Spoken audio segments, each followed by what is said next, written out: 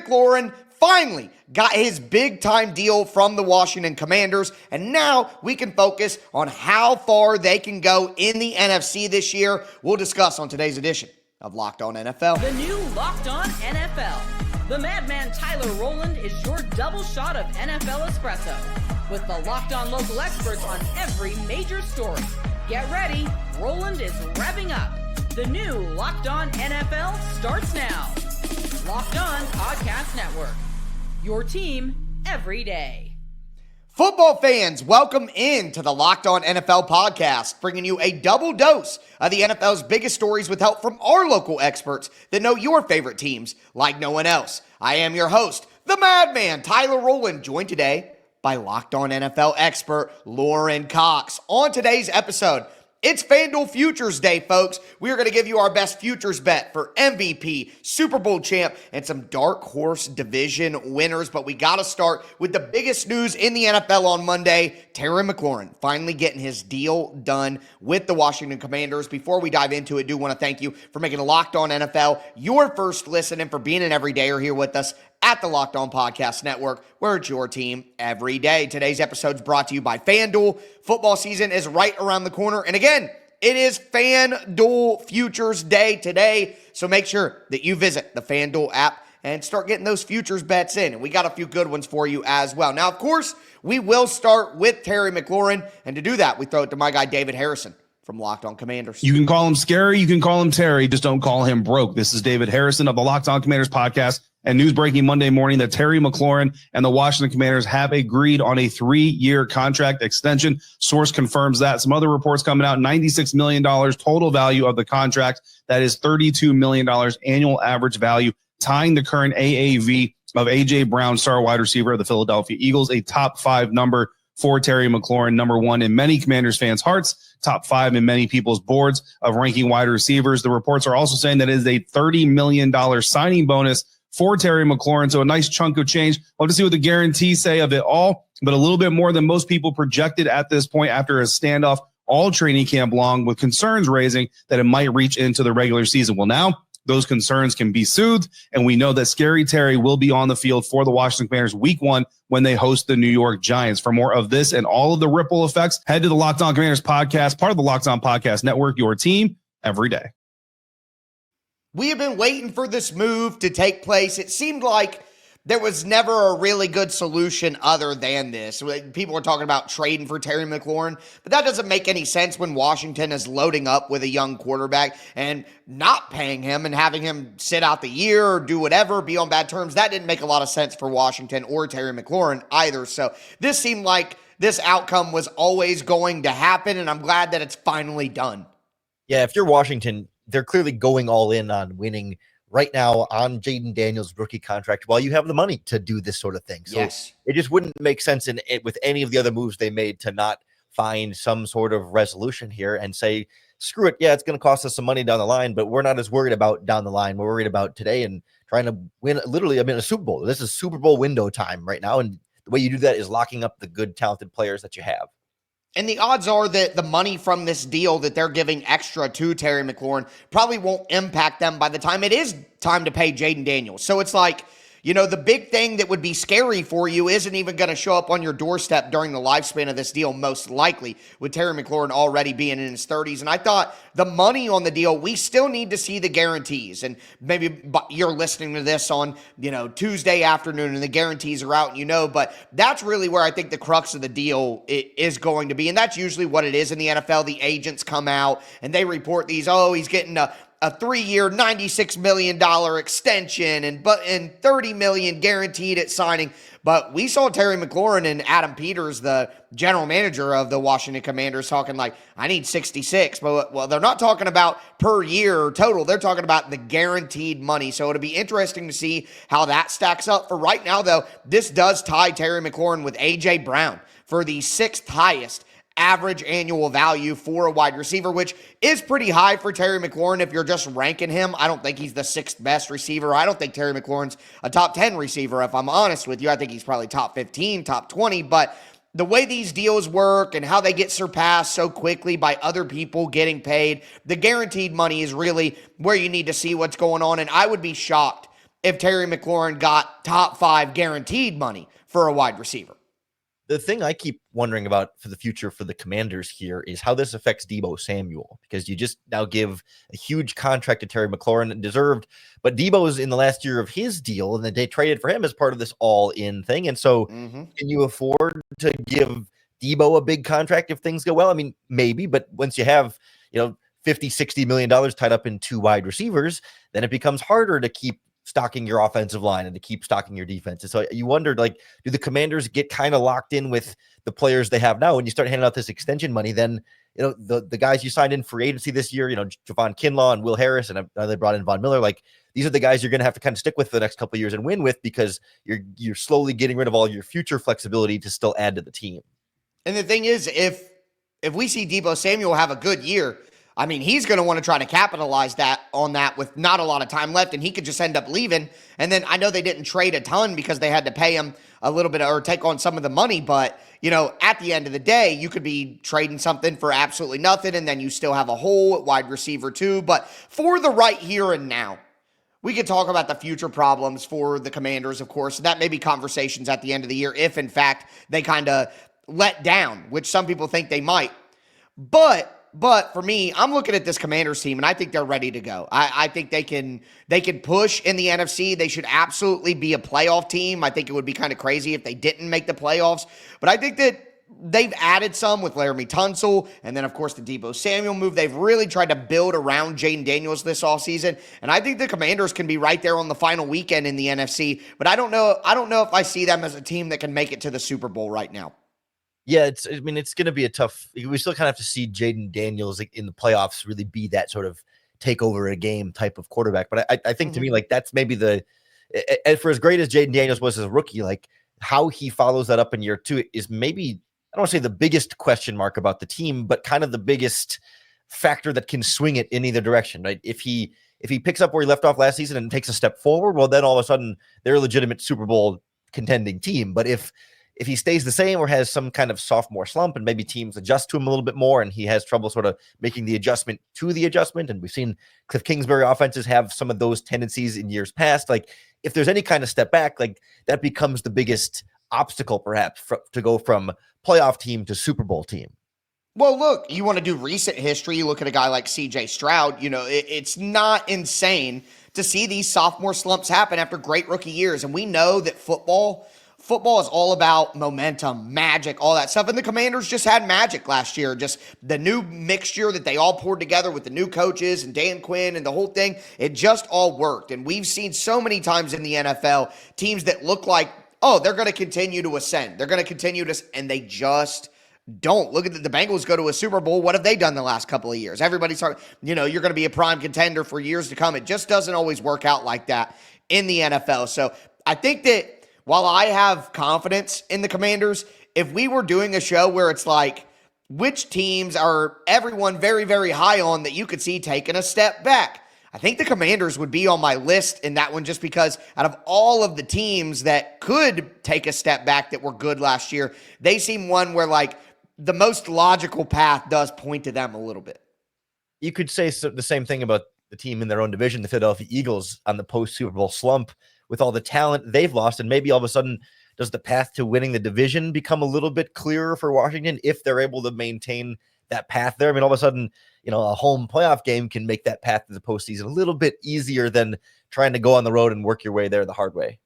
Yeah, Philly does kind of take their foot off the gas. The Commanders are in a prime spot to take over. I don't believe in the Giants, and the Cowboys are going through so much nonsense. It's hard to ever believe in the Cowboys. So, yeah, if there was a step back from the Eagles, that's why the Commanders are one of those teams where, I could see them maybe going, 9-8 or 10-7 and barely missing the playoffs if the NFC is really, really good. But I could also see them going 13-4 and Philly kind of being lazy about the regular season after the title and Washington taking that step and being the first seed. I could see it going both ways. But either way, something that I've been saying for the last few weeks, I want to see Scary Terry and Jayden Daniels together. So this is a great outcome for football fans, in my opinion. And now we get a real look at this new Washington Commanders team in year 2 of the Jayden Daniels experience. But with that being said, go ahead, Lauren. I was just gonna hand you the transition on a silver platter. It's like maybe having Scary Terry there with Deebo Samuel and Laramie Tunzel makes Jayden Daniels a stronger MVP candidate next year. Ooh, that is a good segue because it's time to go over our best futures bets for FanDuel Futures Day. Can't wait to talk our MVPs, Super Bowls, and some dark horse division winners as well. And today's episode is brought to you by, you guessed it, FanDuel Sportsbook. Look, folks, August 26th, today is officially FanDuel Futures Day. It's a brand new holiday for football fans who live for bold predictions and preseason hunches. For just 24 hours, FanDuel is giving you deals on NFL season predictions. So whether you're calling your MVP, eyeing a long shot division winner, ready to crown your Super Bowl champ before week one, even before the season kicks off, this is your moment, folks. Take a flyer on MVP, and we got a few names in mind. Crown your champ in August, and I'm going to tell you who makes a lot of sense. Or just parlay some division-winning dark horses, which we got a couple to discuss. Make sure that you visit the FanDuel app today and start planning your futures bets because Futures Day is 1 day, 2 day, and 1 day only. FanDuel, play your game.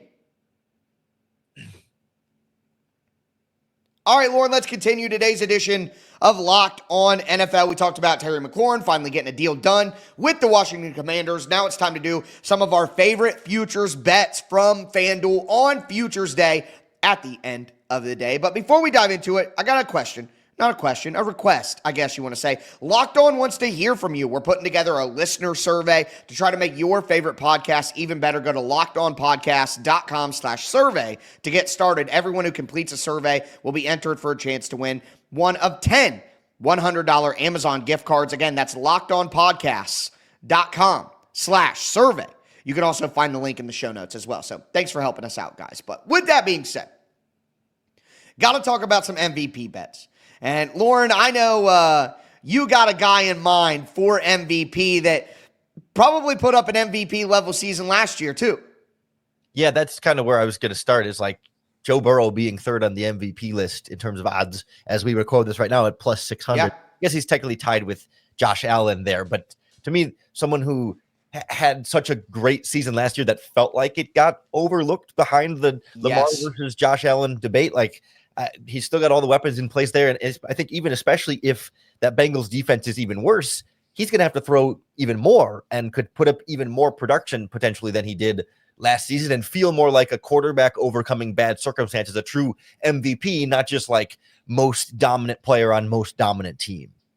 Yeah, I think that would make a ton of sense. And because he hasn't won it before and played so well, that kind of gives him a run at it. But what will be key for Joe Burrow, in my opinion, is health.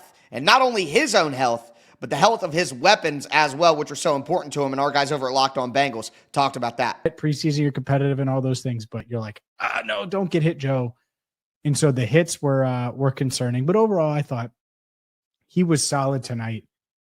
I also thought, man, things look so much different without those top guys. Like this offense. So, hey, he's not wrong. Without T. Higgins, without Jamar Chase, things look very different for the Bengals. And I just wonder, like, if one of those guys gets hurt, it just ruins the capability of the offense. But I do like Joe Burrow. That makes a ton of sense. The value at third, though, you got to feel very confident in Joe Burrow, but not a bad choice, obviously. Now, I would tell you, Lauren, that as a long shot option for MVP, I just want to throw this name out there. Bo Nix. Bo Nix is plus 6,000.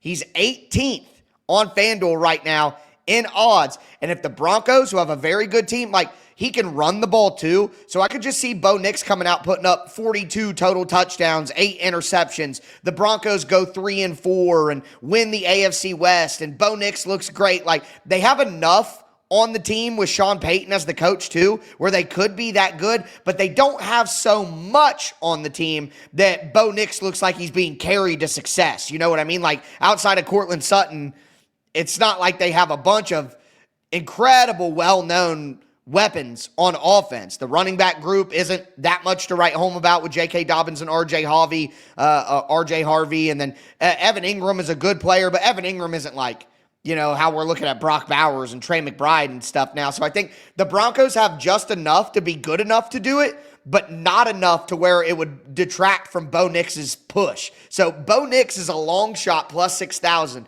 is a name I just wanted to throw into the mix. Yeah, that would be I think he would definitely earn it playing in that division, right? Yes. A good Chargers defense twice and then going head to head with Patrick Mahomes. Like, if you win those games, especially, in the spotlight and in, the prime time type of opportunities for the nation to see you on some of those games, like that to me is what puts someone in that MVP, like aura kind of, right? There's so much of a perception sort of thing there of like, yes, you're seeing them and how they're being talked about as opposed to just purely how good they're playing, but it's about sort of like who's noticing and in the biggest moments, who's making those plays. And I think those kind of divisional games will get that kind of attention as they compete for a couple of playoff spots. You could see 2 or 3 playoff teams in that division. 100%. And Lauren, what you're talking about right there with the awards and how they're given out, that is the through line of my philosophy about sports is the games are awesome and we love the spectacle, but the soap opera of professional sports, the human drama element is really what brings us back over and over and over again. That's why I say it's good for the NFL when bad, controversial penalties and stuff happen because it just adds to the human drama of the game. But with that in mind, there's always going to be good football. There's always going to be drama with the Super Bowl and some Super Bowl options. I'm not going to get as wonky on this one, Lauren. The team that I'm going with for my Super Bowl bet on Futures Day is the Buffalo Bills at plus 750. And my guy Joe Marino from Locked On Bills thinks the Bills could be coming off their best offensive season in franchise history, and they could get better. Times, and I'll say it again, I think the Bills' 2024 offense has an argument, a heck of an argument, that it was the best in Buffalo Bills history. They scored the most touchdowns, and Josh Allen was unbelievable. And I think where I get excited is for some of these common sense things that can evolve and improve to make an elite offense even more elite. And so I think there's plenty of opportunity. I love the continuity top to bottom, whether it's personnel or coaching offensively. And again, continuity for continuity's sake is not necessarily a good thing, but when it was very successful, it's good to bring a lot of it back. And so I think there's a lot of opportunity for this Bills offense. I mean, if they're going to get even better from last year, have more continuity, I just feel like the Bills are a team that isn't as spicy anymore because they've been good for so long, but they have been good for so long that they seem to have the least amount of turmoil around them with some of the big teams in the NFL. It's just so tricky when we haven't seen them get over that Kansas City hump, right, for the Super Bowl. But at some point, one of these years, it's going to happen, right? Exactly. It just feels like eventually something's got to give there, and it can't just keep going the same direction. I mean, I find myself, I'm always a little bit hesitant. It always feels like Sean McDermott is always like a foot away from the hot seat, even when they're super successful. Like right. Like Nick Sirianni, where like everyone's looking for a reason to not like this guy and to fire this guy. Heavy is the head. So it's like, so I get nervous there, especially with the James Cook, like temporary holdout stuff. Like there's always just a little bit of something around Buffalo, but nothing ever huge. And I guess maybe for the Hard Knocks curse in there, but like for me, it's that team that gets in their way. Kansas City somehow has even longer shot odds than the Ravens, Eagles, and Bills for plus 800. And it's like when Kansas City's been in what seems like every Super Bowl for the last 6 or 7 years, I'll take plus 800 odds on them. Patrick Mahomes is probably going to get back to the Super Bowl and is 4th on the favorite list. Like that seems like pretty good value to me. No, that's great value, quite frankly. And honestly, I think some of my concern about the Chiefs has been quelled because they have taken kind of a different approach this offseason to try to be more ready for the beginning of the year. And that's something that they discussed over at Locked On Chiefs. This feels a little bit less like normal evaluation of the 2s and 3s, etc., and more like a plan from the get-go, from the day training camp opened, a plan to get through the season, through the big trip internationally, through the regular season, and to get back to that playoff run. This feels like it's a much more all-encompassing plan to me. I mean, like, they understand that they're not in the same spot that they've been the last couple of years coming off these Super Bowl championships. And I respect that from Andy Reid, that a guy who's been doing it for as long as he has could just be stuck in his ways, keep it chill for his guys that he trusts. No, he's like, we got to go out and do something different because of the schedule and because of the circumstances. And that gives me a little more faith in Kansas City than maybe I had. And I know that sounds crazy, but, there's a lot of things going against him with the Super Bowl hangover. But I think you're definitely on to great value there with Kansas City. And I just feel a lot more comfortable with like their offensive line, for example. There's been a younger group, but that they're getting older, and I feel like from left to right, it's as solid as that group has really felt. Where you're not bumping Tooney around and trying to figure out how to fill all these holes. Like I know Josh Simmons is a rookie at left tackle, but he's played really well this preseason. I think Kingsley Summers, the left guard, is coming into his own. Obviously, like Creed Humphrey and Trey Smith are dominant on the interior. Great so like players. Juwan Taylor's really the main. I mean, not that the rookie's not a question mark, but Juwan Taylor's kind of the main like weakness that you can kind of try and help out there. And I feel like Mahomes is Mahomes, and he can elevate the level of weapons as long as the offensive line's not putting him on the run constantly, and then Pacheco and Hunt in the back. Like I just think everything's primed for them to kind of settle what sometimes felt a little bit rocky even on the way to the Super Bowl in a 15-1 season last season. Like they just feel a little bit more sturdy as a team that I feel like I can trust. Yeah, I'm with you there. My one drawback is just what the weapons are going to end up looking like. The Rashee Rice suspension, Xavier Worthy and Marquise Brown are the both smaller guys who you worry about with injury and things like that. So if they stay healthy there, the Mahomes should be right back to having a fantastic year. But either way, like we said, good, bad, all the indifferent, that's great value with Kansas City at the fourth best odds for a Super Bowl. Now, with that in mind, Kansas City, the favorite to win their division. But I got to tell you, my dark horse division winner happens to be a real horse, and it's a Bronco. Today's edition of Locked On NFL is brought to you by Yahoo Fantasy. All right, folks. The NFL season is basically here, and you can feel the buzz. Fantasy football season is here as well. Everyone's researching, drafting, building their championship squads. I did my first draft this weekend. It was awesome. I'm fired up. So if you haven't joined a league yet, now is the time, and it's all happening on Yahoo Fantasy this year. I'm going to be playing fantasy football on Yahoo Fantasy, and you should too, whether you're a first-timer or a veteran creating their millionth league. Yahoo Fantasy is loaded with fun ways to compete and brand new features that make the game even better. With season kickoff on September 4th, now is the time to start playing Yahoo Fantasy Football, which offers so many fun ways to compete. The classics like head-to-head private leagues. You can join a public league. I really like their new Guillotine League where the lowest scoring team gets eliminated every single week until there's one team left standing. The NFL season kicks off on September 4th, so don't wait. Start your league now. Draft now at yahoofantasy.com/LockedOnNFL. That's yahoofantasy.com/LockedOnNFL.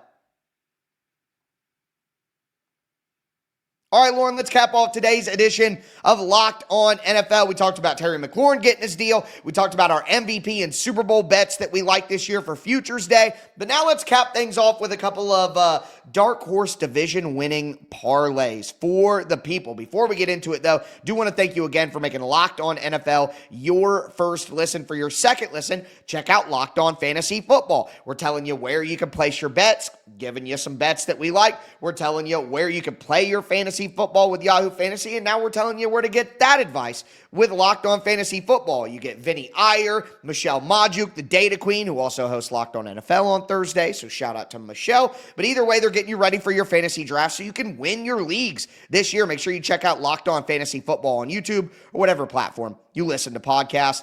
Lauren, I'm going to get us going here. I've been back and forth, as you know, dealing with my crazy before the show planning every single week. I never really know until I know. And I cursed the Chargers. I was high on the Chargers, and I have cursed them. It's official. The wide receiver situation, Mike Williams retires, Rashawn Slater gets hurt. Like, I have cursed them. So I'm sorry, Chargers. I'm going to leave you in the dust. And I'm going to move to my new crush. And I'm going to say that the Denver Broncos win the AFC West this year. I don't think Kansas City wins the division. I think they make the playoffs.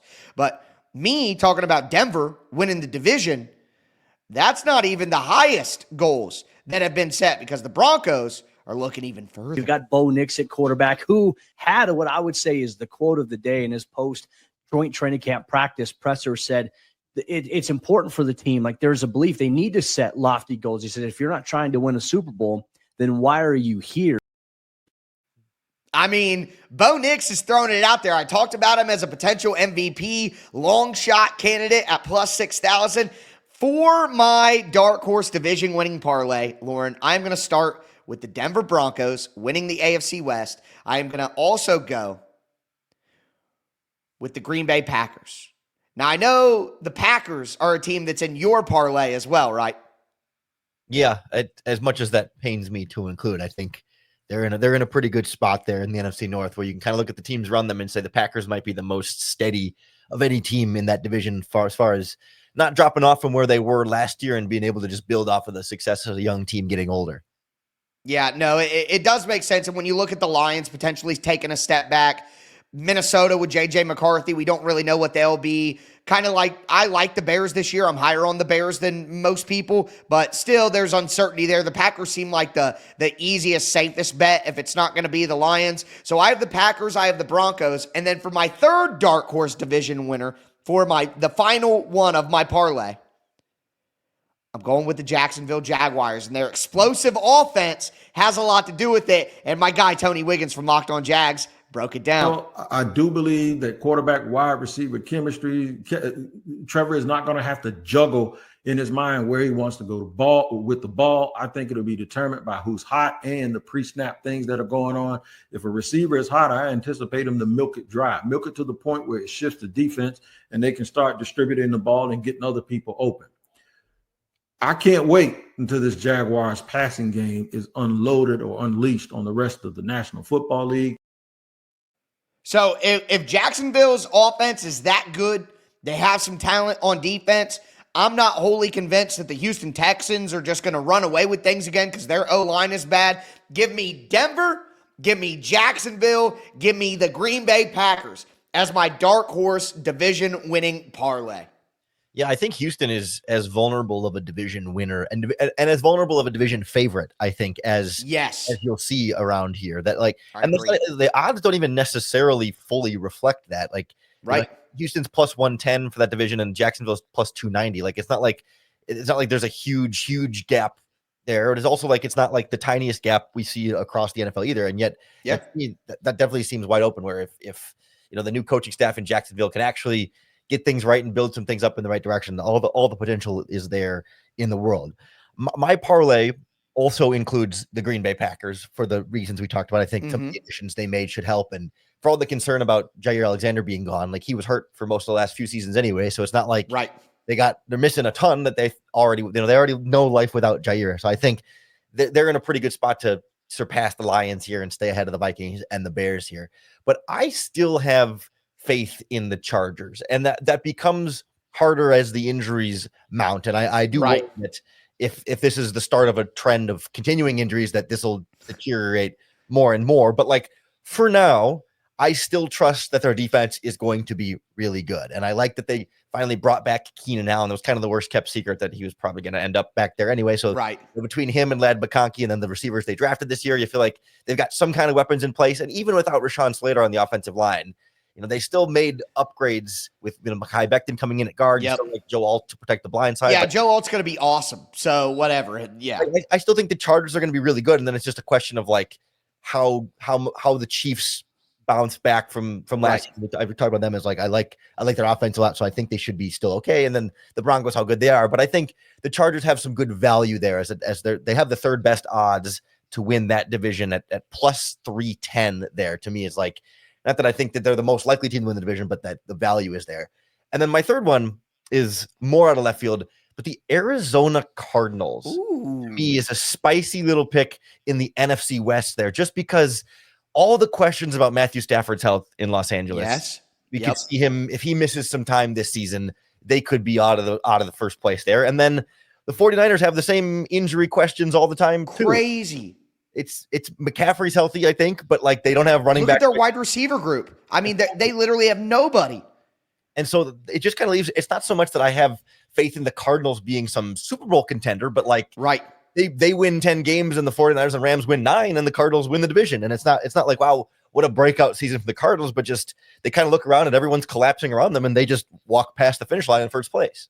The Cardinals are a lesser version of how I feel about the Packers. Like, it's not so much that I love the Packers. It's just that they seem solid, and I can see paths for everyone around them not having a great year. If Stafford injures the back early and is out a good chunk of the season, if San Francisco continues to be decimated by injury and gets a bad start early on, Sam Darnold and Cooper Kupp are definitely worse players than Geno Smith and DK Metcalf. So it's like Seattle might have downgraded a little bit. I see a lot of paths to the other teams in the NFC West struggling, which could just leave the Cardinals as the least bad team. Yeah, I feel like some of the additions they made this offseason flew a little bit under the radar in terms of, Josh Sweat, and they got Calais Campbell. And I know Tomlinson are older, but you draft Will Johnson in the second round and get a first round talent and he's a starter. Yeah, maybe has long-term injury concerns about how long his career will be, but like for now, he's a good player and a week 1 starter. Yeah. They've gotten better and the more time under this coaching staff for everyone to kind of gel. It just feels to me like they should be in a pretty good spot, and the rest of the division, not so much. Yeah, Arizona is one of those teams that maybe doesn't move the needle a ton nationally, but I'm so excited to see what they are this year after they were pretty feisty throughout the season last year. But with that being said, Lauren. Yes.